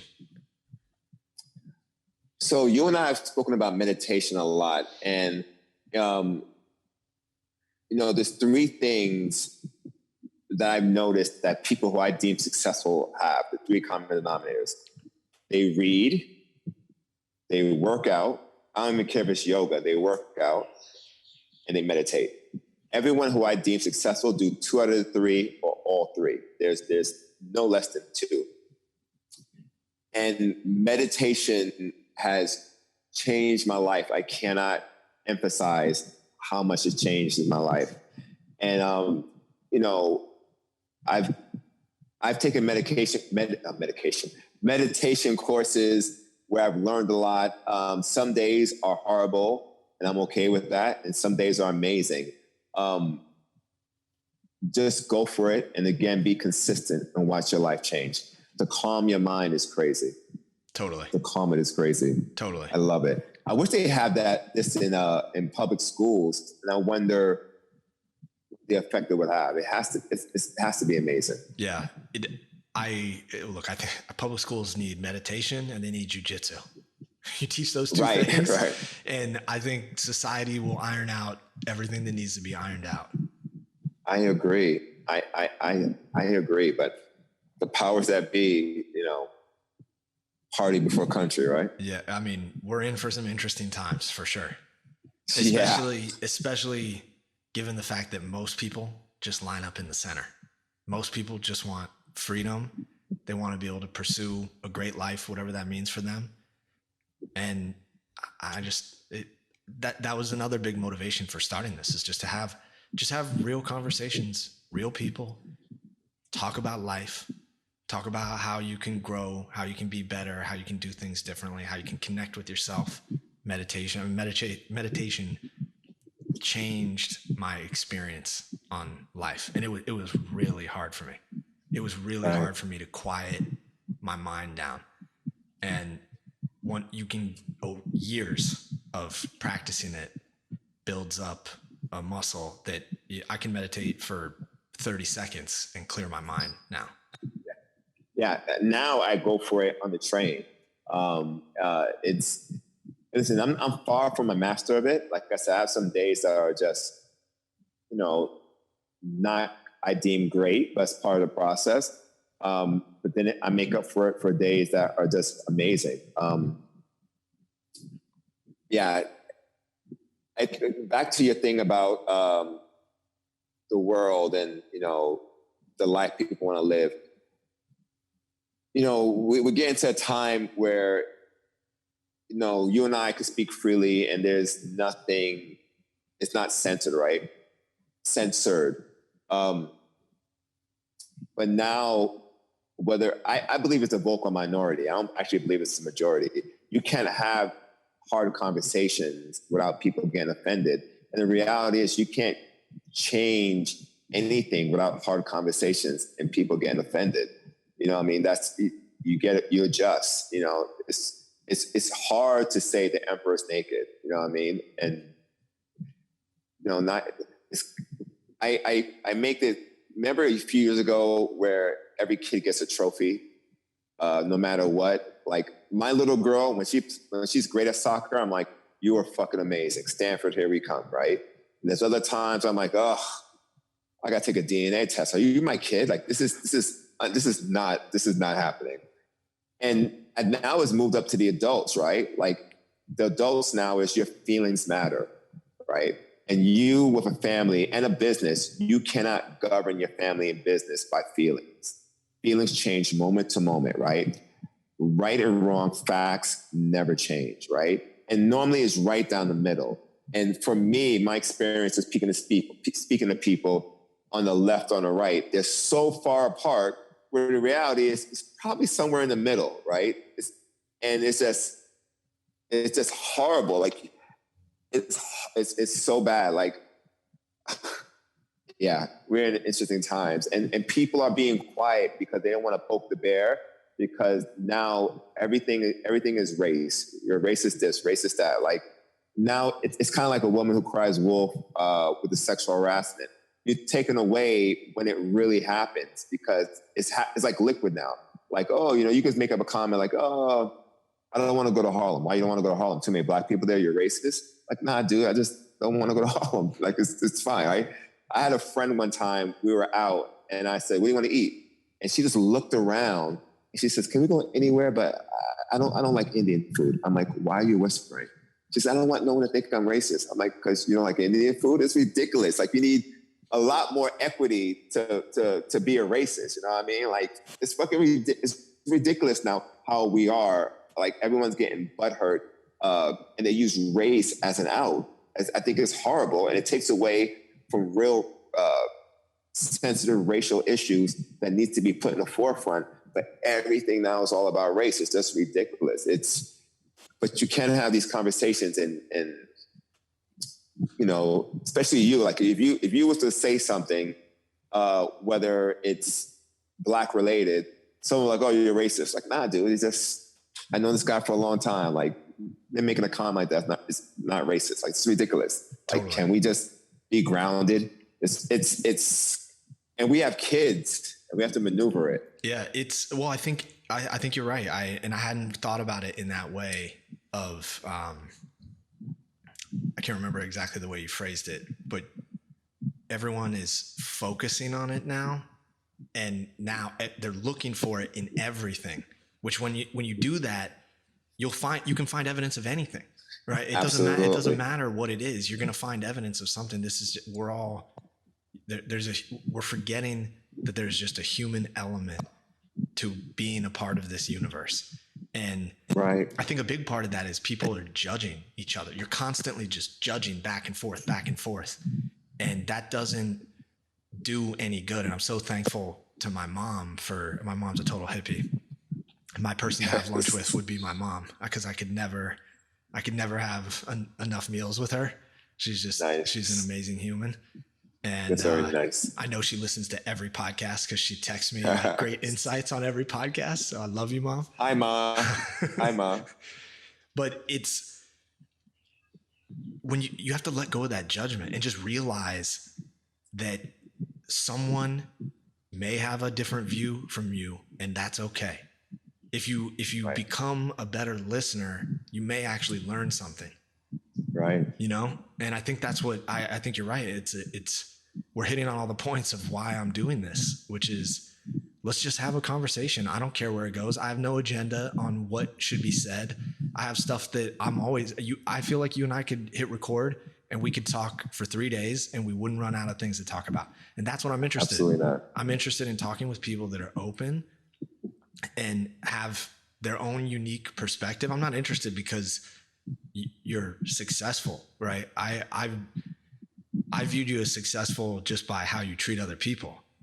I've experienced it, right? For the amount of time that we've known each other, the depth of our conversations has gone more than people I've known my entire life, And I think that's a beautiful thing.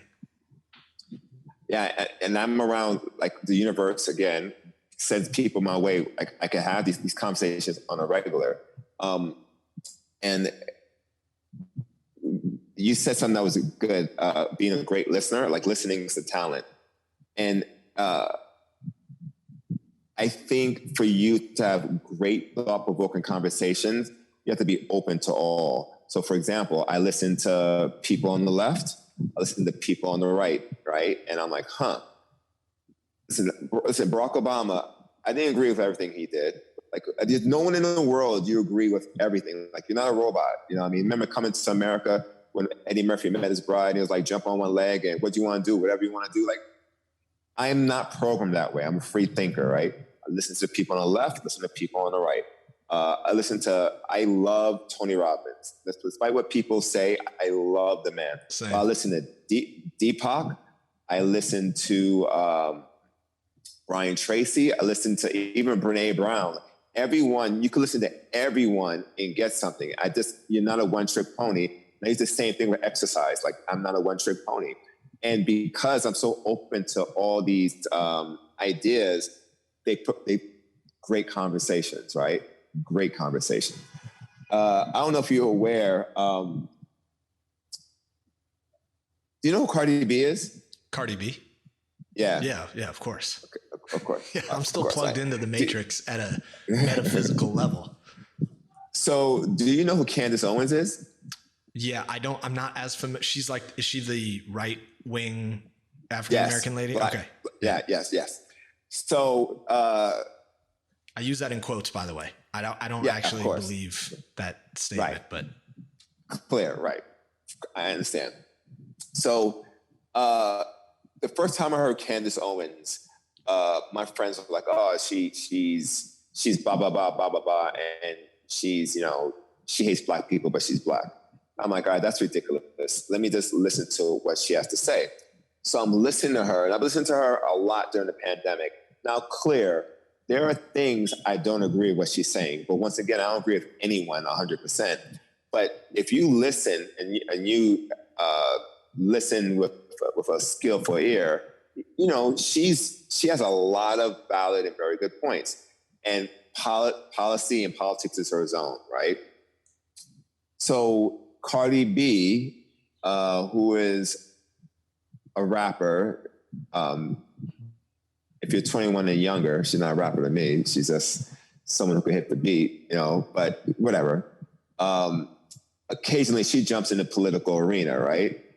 And those two went at it. And it was like you fighting your little boy, like you at Super Saiyan mode and you fighting your little boy.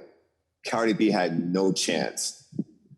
But the reason why that is Candace Owens is well-versed. She's open. She knows things on the left, things on the right. And Cardi B is just one way. In my experience, in my opinion, she wasn't open to learning things to go against Candace Owens. And Candace Owens just peeled her skin off and fed it to her. It was really bad.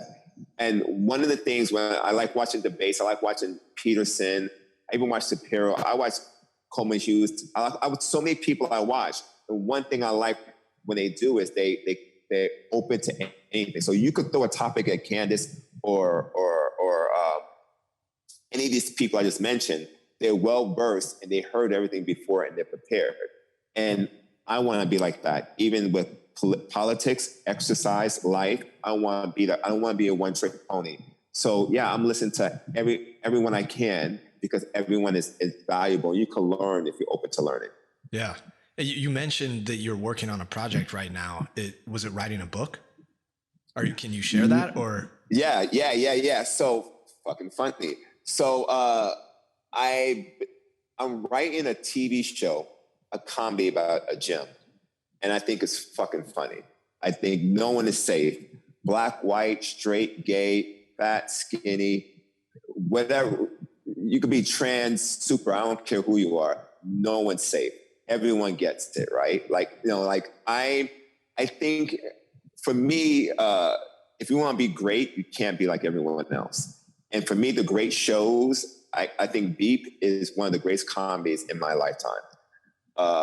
Breaking Bad, The Wire, these shows, they didn't care about the vocal minority and they went for it. They pushed buttons. And that's what I'm attempting to do with my show. Like I went for it. Like no one's safe. I love it. No one's safe. No one's safe. You remember the show Eastbound and Down? Oh, of course. Dude, I fucking love that show. dude. It's that on steroids. All right. Okay. It's. I'm clear. In the context of like a gym environment. Yeah. Okay. In the gym and outside, the characters are crazy. Okay. So the way the universe works, I work with a lot of people in the business. Through the power of relationships, I got introduced to someone very important. This phone call happened on Tuesday. This is a true story. I have an interview with this lady on Tuesday, a Zoom call, and it goes really well. And she says, listen, send me it. I want to read it. This happened Tuesday. I haven't sent it yet. I was, despite my conditioning of being holding to a high level and excellence, I still have my shit. I literally, my hand next to the send button and I pull it away. You know what I mean? Like all that stuff I went through in the room, like, you know, the self-worth and, you know, yada, yada, yada, it comes back up, right? It comes up like, you know, am I good enough? Is this really good enough? Yada, yada, yada. And so I committed to myself today. I got up this morning and meditated. I had a great meditation. I went over the script one more time. And after I'm done with this call, I'm going to send it within an hour. Dude, I love it. I was going to say you should fucking send it right now. I'll be the one. Hey, who cares what the outcome is? Launch it into the universe, man. So it's fucking funny you say that. The people I surround myself with, they're like-minded. And I literally told him today, I'm like, I'm scared to send it. And he basically said the same thing you said. And he's like, listen, dude, no risk, no reward. You fail to success. And I'm like, all right, I'm definitely sending it today. I'm sending it as soon as we're done within an hour. I'm going to look at it one more time. Don't even look at it one more time, man. Just launch it. Just launch it. One more time. Right. But I'm definitely going to send it. It's going to go today. So despite me being consistent and one on a level of excellence, I still have my shit. I still have my conversations with myself. But I'm going to go forward anyway. You know, years of hard work, and she says it's not good enough, you know, which is fine. Just, you know, you go back and you make it good enough. I'm clear with that, you know, but when you write your goals down and you meditate, you have visions of how it's going to be. And, you know, some go like, nah, this is dumpster drool. It's horrible. Like, you know, you're wasting my time. You know, listen, it could be tough, but I'm committed to sending it, and I'm surrendering to whatever the outcome is. I love that. So it's what I'm witnessing right here is all that, those streams of like breaking up a fight led to a relationship, helping a guy that recovered from knee surgery, helping a woman get ready for her wedding in your off hours led to P. Diddy. This other thing led to the NBA. And like whatever this launches, whether it's a show or not, is something's going to happen. You're changing the universe just by sending it out there. Right. Let that motherfucker fly. Yeah, it's going out. I'm feeling good right now. It's going out. Dude, I'm glad that you're doing it after the podcast. Yeah, man. I'm clear and committed. I was going to send it this morning, but I want to read it one more time, and I'm sending it. Even when I read it like last night, I'm still laughing. And I've been working on this for 2+ years. Okay. And the jokes still hit. Like I'm smiling and laughing. And like I said, I'm not nervous. I'm committed to being for greatness for the show. So like I said, no one's safe. Yeah. No one's safe. I go hard on Black people. I go on white people. I go on fat people. No one's safe. So muscular people, skinny people, all of it. Everybody. I have a character called Angry Smurf. He's a short little white guy on steroids. He's always angry. Dude, I love it, man. I appreciate that you're pouring that creative energy into it. I think the world needs it. People need that comedic relief about something. If you can't, somehow we're just taking ourselves too seriously right now. Too serious. Yeah, it's crazy. You know what bothers me about on the comedy front is the double-mindedness of people. For example, you could make a joke, let's say make a transgender joke, right? People get triggered and get offended, right? Fair. If it's authentic for them, I respect and honor it, right? Fair. But they allow certain comedians or certain shows to do the same joke, and they're okay with it. So the inconsistencies or being double-minded creates chaos, right? Like, just be consistent who you are. If you don't like people making a joke about Italians, it should be all throughout. And that shouldn't just stop with comic relief. That's in books, that's in TV. Just be consistent. And and there's a lot of gray when it comes to that. And that's why I think TV has suffered. Like, even comic books has suffered. I got into it was, I wish I could have recorded. This was gold.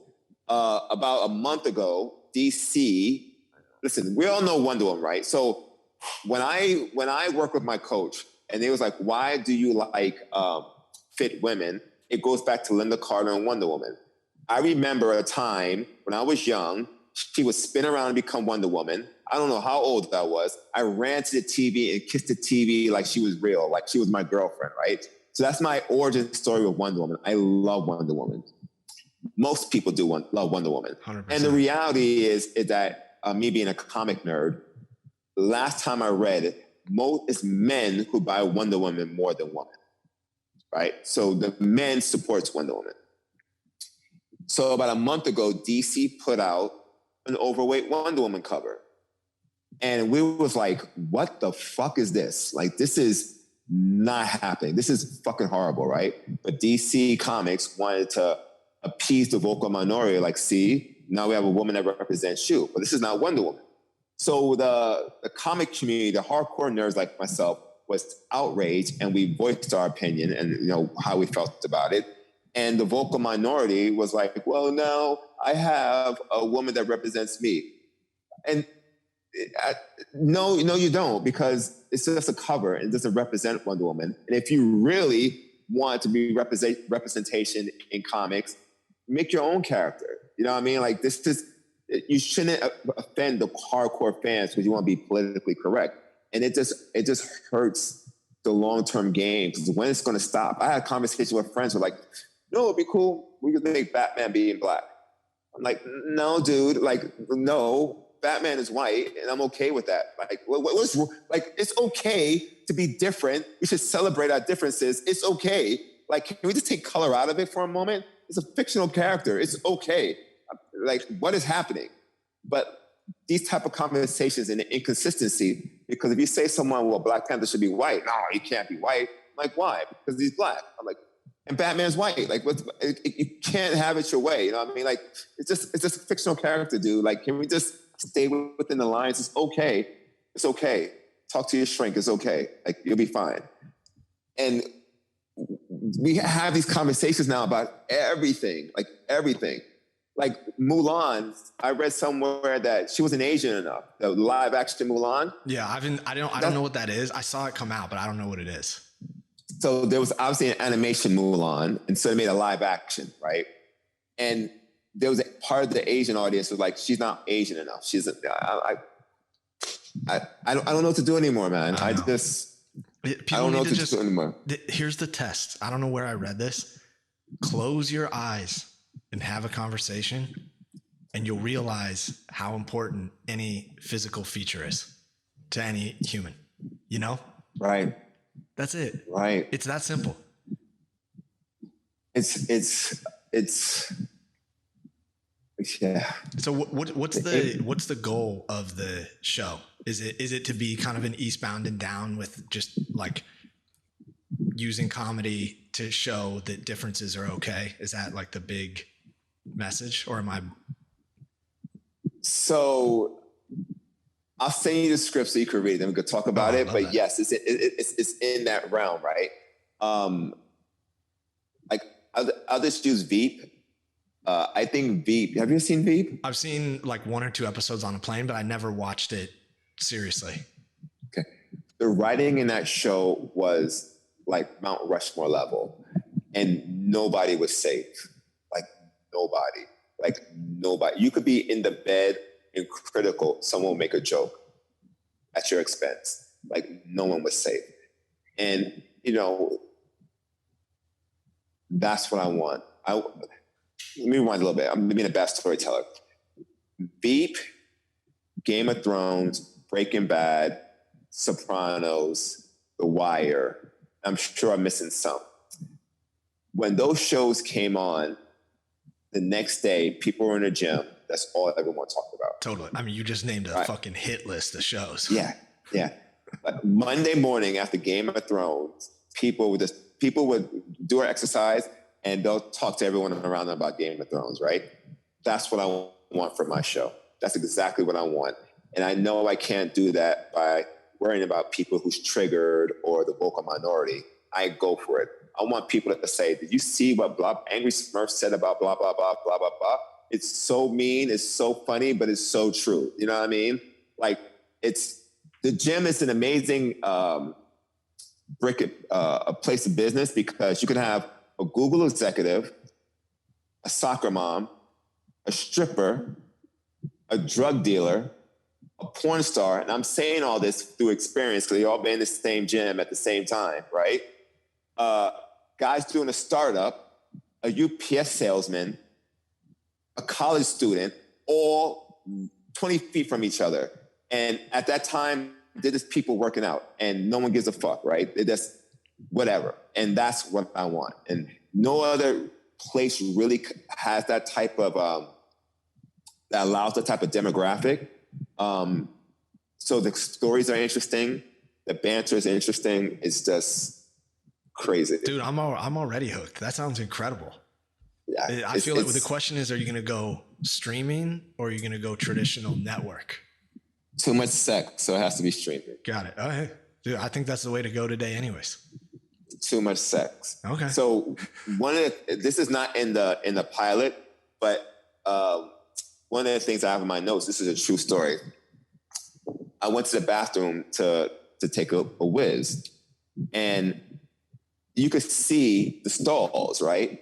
And listen, everything, if you're in tune, the energy in the universe is, you just notice it. And in the stall, one of the stalls, I seen a guy, looks like he's taking a dump. And in between his legs is a big Macy's bag. Remember the big Macy's bag, the big brown bag? Yeah. So I said to myself, that's peculiar. That bag is in between his legs, but whatever. But the energy just it felt funny, right? So after I'm done with my whiz, I just held back. And I'm a director at the gym now. And I'm watching. I'm like, there's something that's not right. So I wait. And two guys come out of the stall. So what happened was the guy was sitting on the toilet giving a BJ, and the guy was standing in a Macy's bag so you couldn't see his feet. Holy shit. That's creative, bro. It only happens in the gym, dude. Whoa. It only happens in the gym.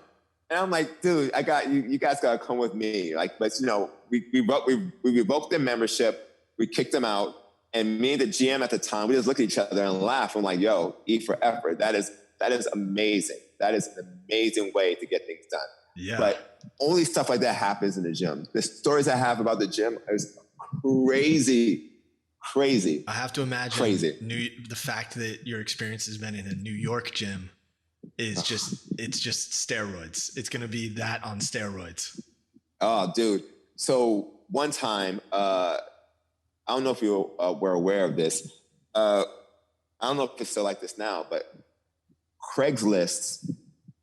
So let's say two gay men would be like, I'll be at Columbus Circle Steam Room at 5:05. I'll have a black towel and I'll wear glasses. So they'll go meet in the steam room to hook up, right? So at the time, the powers that be were like, listen, we gotta do like a sting operation, right? Naqam, you're in charge of it. I'm like, why am I in charge of it? Like, I'm going to steam room. He's like, you're in charge of it now. So I would be like doing stakeouts in the steam room trying to catch guys. It was unbelievable. It was so bad. Like, it was just so bad. Like, the steam room in Manhattan during that time it was crazy. Crazy. That sounds nuts. The nuts. stories behind that is crazy. But it'll be in the show. So when are we going to see this thing? Is it, you think it's like, are you actively pushing it out? I mean, it sounds like you had a great conversation. You got to launch this thing. So, I'm going to send it today. As good as I think it is, as good as I know it is, excuse me, it probably needs to be touched up a little bit by a more experienced writer. The principles are sound. There's never been a show like it. So, what I'm committed to and what I envision is that it'll be made. I really would love Amazon, Amazon or Hulu. I really would love it to go there. Get it made. It's a New York show. It has to be in New York. It can't be in LA. I would gargle with acid before I go to fucking LA. I think LA is just, I'd rather not. No judgment, but we'd rather have it in New York. The energy is just different, man. It's just different. It's just different. I could never do LA either. Yeah. Now that I said it, the universe is probably going to figure out a way to put me in LA. Probably. But it's a New York show. The people are just different, man. It's just gritty. You know what I mean? One of the stories that I will always remember, this is almost like a barbershop, right? The Kobe Jordan conversations. Who's better, Barry Sanders or Emmitt Smith? You know what I mean? Like those intense conversations that gravitate. Everyone's pulled in. Like the gym stops and everyone's talking about. Like I remember conversations about politics. In 2016, I let you use your imagination. We had people on the left, people on the right, and it was like the Hatfields and McCoys. And the only thing dividing us is a bench, and it's going to be a war. You know what I mean? It's just those things happen in the gym. It's just nowhere else. Like nowhere else you have the freedom to say what you want, do what you want, with basically no repercussions. Right? Yeah. You don't go to HR. Oh, he said something about my blouse. You go to HR? No, you're not. You're just going to have a conversation, and wherever happens. Only happens in the gym. It's kind of like a metaphor for social media in a way, but it's physical. You know what I mean? Yes. 100%. That's great. I'm gonna steal that. It's great. And the reason why my show can't be on networks, because listen, most people who work out is for the aesthetics, right?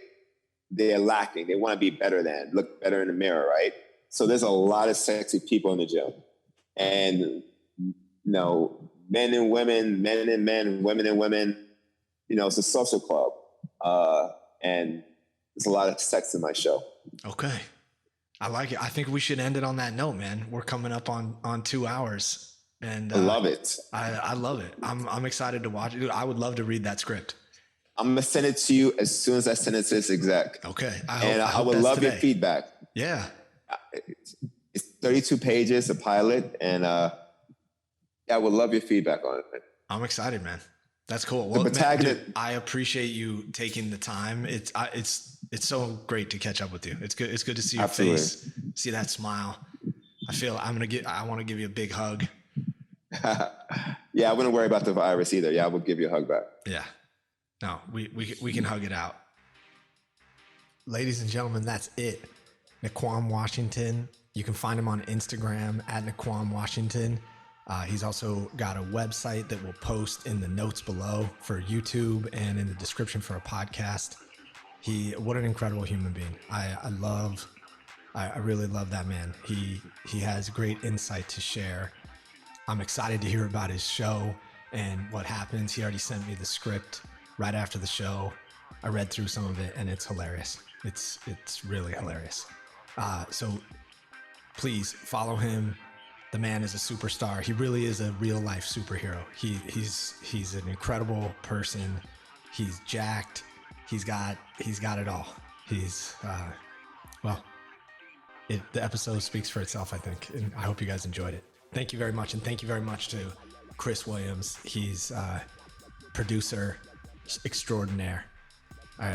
Without him, these shows would not be getting out anywhere near as efficiently as they do, and I'm grateful for all the work that he does, because he's a master at what he does. So peace out, everybody. Spread love, spread consciousness. Thank you.